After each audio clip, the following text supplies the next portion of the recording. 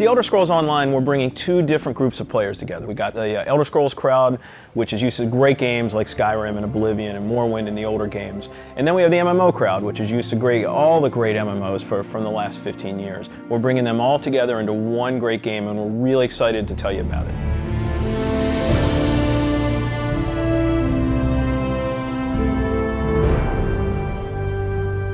Elder Scrolls Online, everything you need to know about it is right in the name. It's Elder Scrolls, but it's online.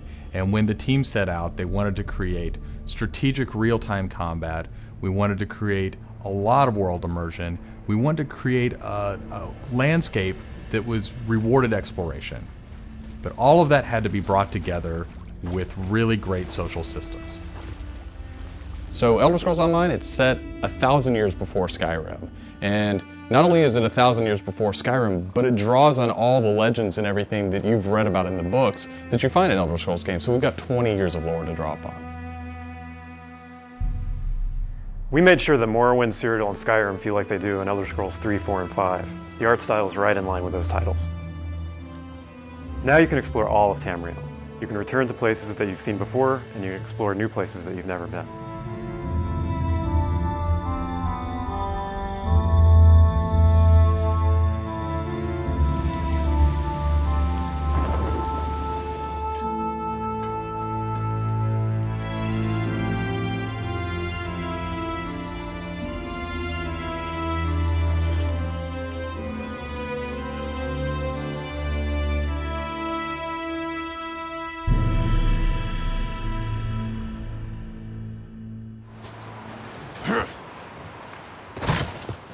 This is an Elder Scrolls combat system. Moving your mouse will make you look around and aim your weapon.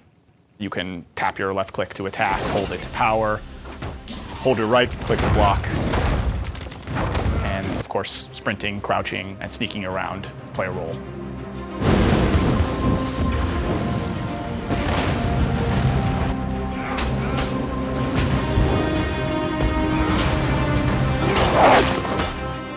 All of our characters are designed so that hundreds of them can be on screen at one time. You're going to have lots of customization options to make your character look unique. You'll find Dwarven armors, Daedric armors, Elven armors, basically all the types of armor styles and customization options that you expect from an Elder Scrolls game and the Elder Scrolls lore. By far the worst experience of any online game is at its launch, when you're trying to find your friends, you can't find people, you create a character on one shard, and then you find out everyone else is on another shard, and you have to move. That experience is not good. So we are not going to have shards. We have a technology we call Mega Server, where all players are on one server. So all your friends are right there, you just create a character, you click play, and you go. The game is smart about where to put you. It puts you in game spaces with your friends, with your guildmates. It's a way to be connected with everyone, and the game figures out where to put you. So with Elder Scrolls Online, one of the big things is that you'll be able to get together with your friends and overcome obstacles. So things like public dungeons, heroic dungeons, but most importantly, when you participate with your friends or even just with strangers, you're not competing for resources. You're all working together to overcome something, and you get equal credit for that. As a player, you're able to start off by picking one of 9 races. You'll be able to pick a class, so that's just the start though. From there, all of the choices you make with quests, all of the choices you make in which abilities you choose, which weapons you use, which armor you use, really help make your character stand out in the world. The basis for the customization system in Elder Scrolls Online is that you can use whatever weapon or armor type you actually want to use. You can play as a heavy armor character who's a tank with bow, or you can play as a mage who uses a two-handed weapon, or you can play as a sneaky guy who runs around healing people. With the combination that you selected out of what armor type you use, what weapon type you use, and what class you use, really creates a unique character experience for you.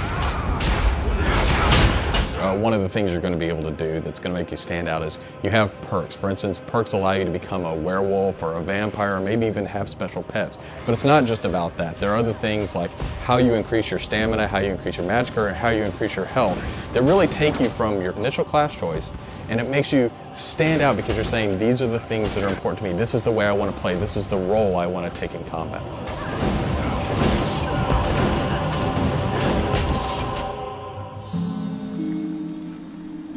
Questing in Elder Scrolls Online was built around a pretty simple concept, and that was that we wanted the player to explore. And we wanted, when the player explored, for them to be able to see something around a corner and say, oh, well, I was on this quest, but now I see something over there that's really interesting. And so they had this decision point of, you know, which thing do I do next? And that's really where we want the player to go. It's not what do I do next, it's which one of these things do I do next. The way a player finds quests in our game is really through exploration. As they wander around the world, we have an on-screen compass, and that really points out the areas of opportunity or points of interest to the player.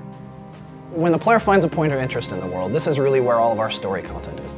And they're an opportunity for the player to make a change in the world. And a really good example of that is there's a werewolf invasion.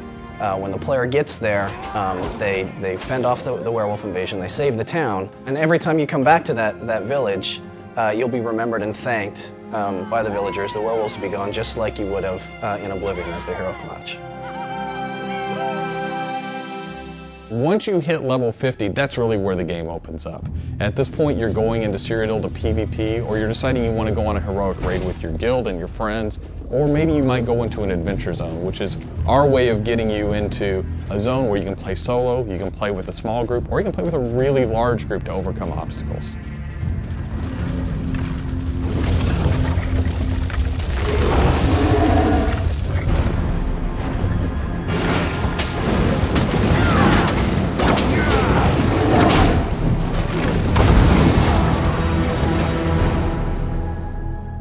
PvP in Elder Scrolls Online is focused around taking various structures in Cyrodiil.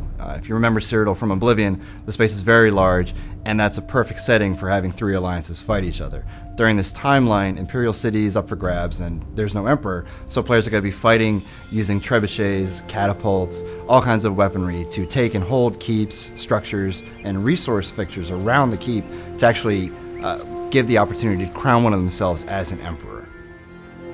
It's really important to us that, PvP isn't just a veteran game. It's got to be something that people can do from the very beginning because you want to be comfortable in getting into this. So we make sure that everybody is on equal footing. So even at level 10, you can go into our PvP area and really have a great experience and a good time.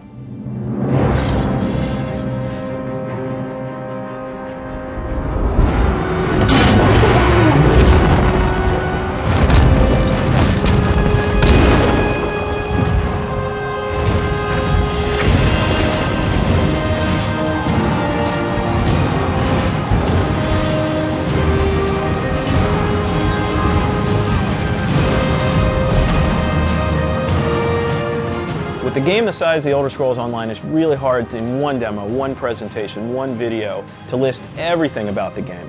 So what you've heard today are the basics. Over time, we're going to go into more depth in everything you've heard about today, and then all the other systems which we haven't talked about yet. All these elements are going to come together and make Elder Scrolls Online the next great online RPG.